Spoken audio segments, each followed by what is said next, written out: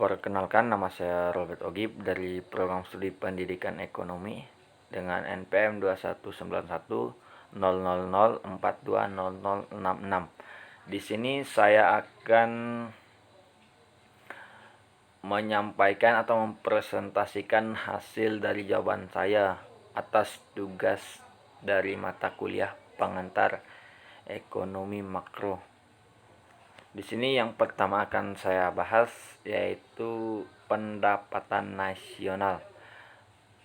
Apa itu pendapatan nasional? Pendapatan nasional merupakan jumlah pendapatan yang diterima oleh masyarakat di suatu negara dalam satu tahun atau dalam satu periode. Jadi di sini dapat kita artikan bahwa jumlah pendapatan merupakan nilai atau nilai total dari barang ataupun jasa akhir pada satu periode tertentu. Kemudian ada beberapa konsep mengenai pendapatan nasional. Yang pertama, produk domestik bruto. Produk domestik bruto atau PDB ini merupakan nilai keseluruhan dari barang atau jasa yang dihasilkan pada batas wilayah tertentu. Kemudian ada produk nasional bruto. Produk nasional bruto merupakan nilai total dari barang ataupun jasa yang dihasilkan oleh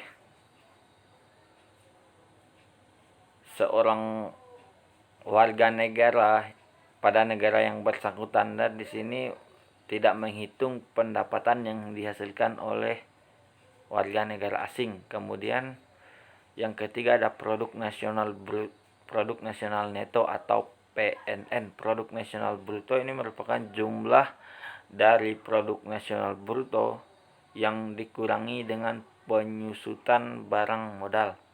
Kemudian berikutnya ada pendapatan nasional neto. Pendapatan nasional neto merupakan pendapatan atau nilai produk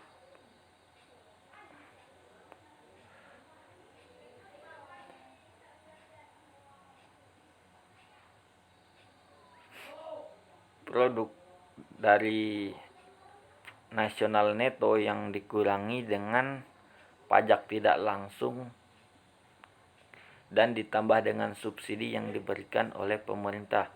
Kemudian berikutnya ada pendapatan perseorangan atau personal income.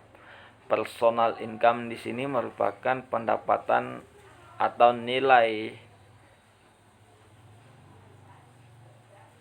total pendapatan yang benar-benar sudah berada pada masyarakat.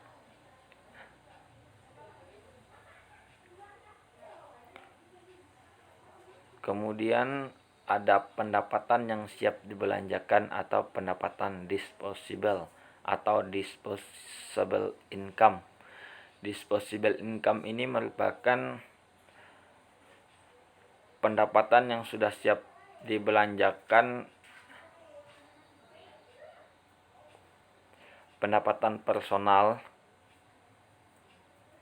yang dikurangi dengan pajak langsung sehingga nantinya dapat langsung dibelanjakan.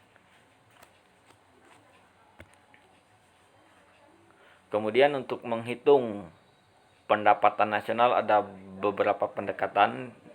Di sini ada 3 pendekatan. Yang pertama ada pendekatan pengeluaran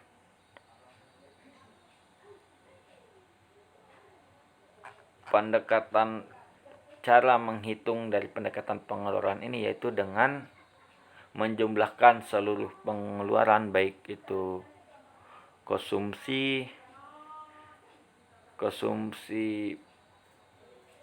ataupun investasi, pengeluaran pemerintah, ekspor yang dikurangi dengan impor, dan dapat ditunjukkan dengan rumus Y sama dengan C ditambah G ditambah I ditambah X dikurang M.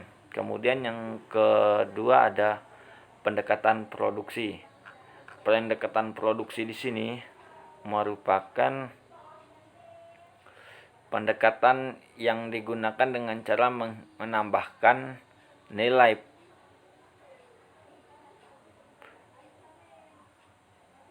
atau harga dari suatu produk dikali dengan jumlah produk tersebut, sehingga nantinya nilai dari produk ini ditambahkan keseluruhannya. Kemudian ada pendekatan pendapatan. Untuk pendekatan pendapatan, cara penghitungannya yaitu dengan menjumlahkan semua pendapatan yang berhubungan dengan usaha, baik itu sewa, upah, bunga, atau keuntungan dari usaha, seperti yang dicontohkan atau pada rumus yang tertera di slide, yaitu ada Y sama dengan YW ditambah YI tambah YR dan YNR ditambah YND.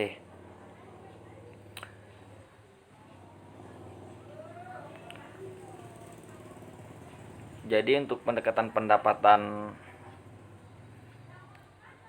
ini dapat menjumlahkan semua pendapatan yang berhubungan dengan proses usaha. Kemudian untuk yang berikutnya yaitu perekonomian dua sektor. Di sini saya akan menjelaskan mengenai aliran dari perekonomian dua sektor.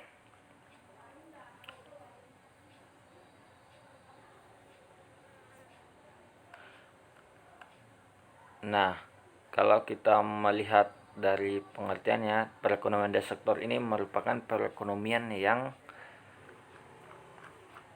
melibatkan dua sektor utama, yaitu sektor rumah tangga dan sektor perusahaan, atau bisa juga disebut sektor rumah tangga konsumen dan rumah tangga produsen atau perusahaan. Nah, di sini rumah tangga konsumen atau sektor rumah tangga akan memberikan faktor produksinya, baik itu berupa tenaga kerja maupun tanah atau yang lainnya, kepada rumah tangga produsen atau dari pihak perusahaan. Sehingga dengan diberikannya faktor produksi ini, maka rumah tangga produsen atau perusahaan akan menghasilkan barang dan jasa. Dengan adanya hasil dari barang dan jasa ini, kemudian rumah tangga produsen akan memberikan upah ataupun gaji atau biasa disebut pendapatan kepada rumah tangga konsumen sebagai penyedia faktor produksi. Kemudian pendapatan ini nantinya dipergunakan untuk membeli barang ataupun jasa, sehingga menimbulkan pengeluaran untuk membeli barang dan jasa tersebut kepada sektor perusahaan. Syarat untuk keseimbangan ekonomi dua sektor yaitu pengeluaran agregat sama dengan output yang direncanakan, serta tabungan yang direncanakan sama dengan investasi yang direncanakan. Jadi jumlah output yang direncanakan harus sama dengan pengeluaran agregat, serta tabungan yang direncanakan juga harus sama. Kemudian untuk perekonomian tiga sektor, di mana perekonomian tiga sektor ini merupakan perekonomian yang terdiri dari tiga sektor utama, yaitu ada sektor rumah tangga konsumen, sektor rumah tangga produsen, dan sektor pemerintah. Jadi untuk alirannya masih hampir sama, namun sedikit ditambahkan dengan adanya campur tangan pemerintah pada perekonomian tiga sektor ini, di mana sektor rumah tangga konsumen akan memberikan faktor produksi melalui pasar faktor produksi kepada rumah tangga produsen, atau bisa juga kepada pemerintah. Kemudian setelah memberikan faktor produksi ini, maka faktor produksi itu akan menghasilkan barang ataupun jasa, baik yang dihasilkan dari rumah tangga produsen maupun pemerintah. Kemudian untuk setelah menghasilkan barang, maka akan mendapatkan pendapatan, baik itu berupa gaji maupun upah, sehingga faktor produksi yang digunakan tadi akan menerima pendapatan berupa gaji ataupun upah, sehingga nantinya akan menimbulkan pengeluaran untuk membeli barang dan jasa. Nah, setelah melakukan pendapatan ini juga akan dikenakan pajak kepada rumah tangga konsumen maupun rumah tangga produsen. Nantinya kedua sektor ini akan membayar pajak kepada pemerintah, dan penerimaan pajak tersebut merupakan pendapatan dari pemerintah. Syarat keseimbangan dari perekonomian tiga sektor yaitu penawaran agregat sama dengan pengeluaran agregat ditambah pendapatan nasional dan investasi, atau dapat dirumuskan dengan Y sama dengan C ditambah I ditambah dengan G. C ini berarti pengeluaran konsumsi ditambah I investasi dan G yaitu pemerintah atau government. Kemudian untuk perekonomian 4 sektor merupakan perekonomian yang terdiri dari 4 sektor utama, di mana tadi perekonomian 3 sektor merupakan perekonomian yang terdiri dari sektor rumah tangga, sektor perusahaan, dan sektor pemerintah.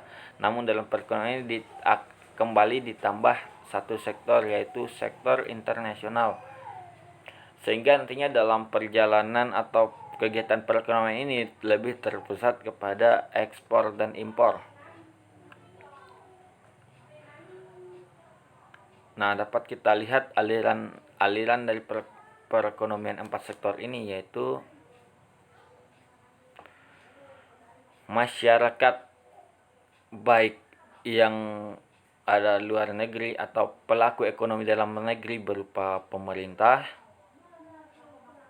perusahaan, dan sektor rumah tangga konsumsi atau konsumen akan menyerahkan faktor produksi kepada pasar faktor produksi, sehingga nantinya faktor produksi akan kembali menyebarkan atau memberikan kepada pelaku ekonomi baik yang ada di luar negeri maupun dalam negeri untuk menggunakan faktor produksi tersebut. Kemudian untuk setelah faktor produksi tersebut diberikan, maka akan menghasilkan barang ataupun jasa. Barang dan jasa yang dihasilkan ini dapat juga dipergunakan oleh pelaku ekonomi dalam negeri ataupun masyarakat luar negeri. Misalnya masyarakat luar negeri ingin membeli barang hasil produk dalam negeri, kemudian sebaliknya produk luar negeri akan dibeli oleh pelaku ekonomi atau yang ada di dalam negeri. Nah, di sini akan terbentuk pendapatan dalam kegiatan ini, sehingga nantinya proses ekspor maupun impor ini akan sangat mempengaruhi dari perekonomian 4 sektor ini. Kemudian untuk syarat keseimbangan dari perekonomian 4 sektor yaitu dengan rumus Y sama dengan C ditambah I ditambah G ditambah X dikurang M, yaitu di mana C adalah konsumsi dan I adalah investasi dan G adalah pemerintah, X adalah ekspor, dan M adalah impor. Penawaran agregat sama dengan pengeluaran agregat pendapatan nasional ditambah investasi dan ditambah dengan ekspor bersih atau ekspor yang sudah dikurangi dengan impor. Kemudian keseimbangan ADAS. Dalam keseimbangan ADAS, permintaan agregat atau agregat demand, jumlah output yang diminta dengan berbagai tingkat harga tertentu. Jadi jumlah barang ataupun jasa nantinya yang diminta di berbagai tingkat harga tertentu, sehingga nantinya akan ditentukan dalam berbagai tingkat harga. Kemudian untuk penawaran agregat atau agregat supply AS, penawaran barang dan jasa ditentukan berdasarkan tingkat harga tertentu. Kemudian analisis AS membahas keseimbangan ekonomi dengan anggapan terjadi perubahan harga. Kemudian kurva AD dan AS berpotongan, maka akan terjadi keseimbangan. Dan yang berikutnya, permintaan agregat berbeda dengan pengeluaran agregat dan harga berubah. Jadi dalam keseimbangan ADAS harga akan berubah seperti yang dinyatakan dalam analisis ADAS. Kemudian pandangan klasik terhadap perekonomian ini menyatakan bahwa kesempatan kerja penuh dapat dicapai setiap barang, dan yang kedua ada setiap barang akan terjual secara menyeluruh. Yang ketiga, penawaran lebih penting dari permintaan.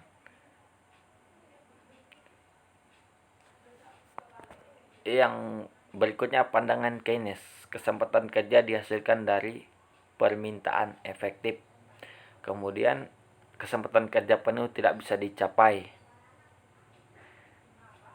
Pandangan Keynes sudah memiliki pandangan yang berbeda dengan pandangan ekonomi klasik. Kemudian harga tidak berubah.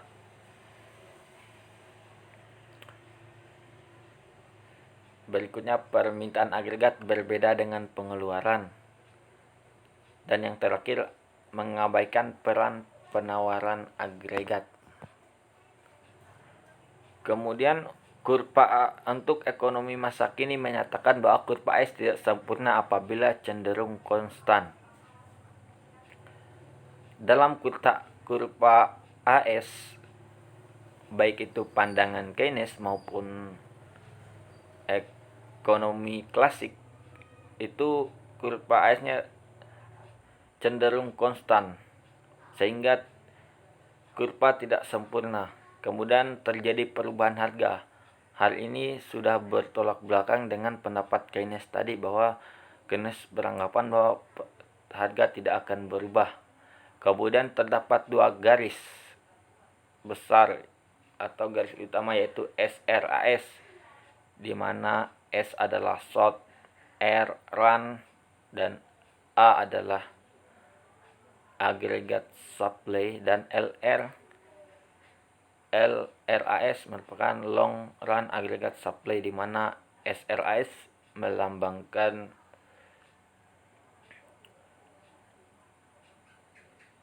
tingkat jangka pendek, kemudian dan LRAS menyatakan tingkat jangka panjang. Kemudian titik keseimbangan pada SRAS dan LRAS terjadi kesempatan kerja penuh. Dan hal ini juga berbeda dengan tanggapan dari Keynes, bahwa Keynes menyatakan tidak akan terjadi kesempatan kerja penuh. Kemudian kurva AS mirip kurva penawaran, di mana kurva ini bergerak dari kiri bawah ke kanan atas. Nah, kemudian untuk kurva akan terus naik pada saat kesempatan kerja penuh tercapai.